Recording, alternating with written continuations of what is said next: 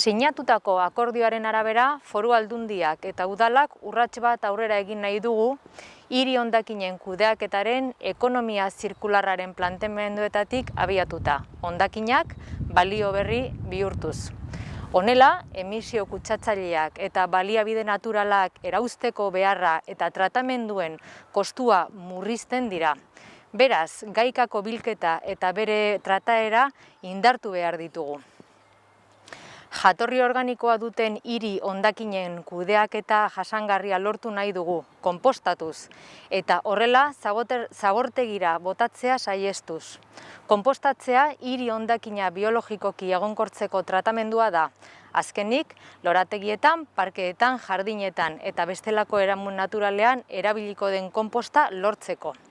Tratamendu mota hori martxoaren 1 aurrera erabiliko da Bizkaian gure hiri hondakinen materia organiko osoan. Hau da, landare animalia jatorriko hondakin guztietan, baita haragia eta arrainean ere.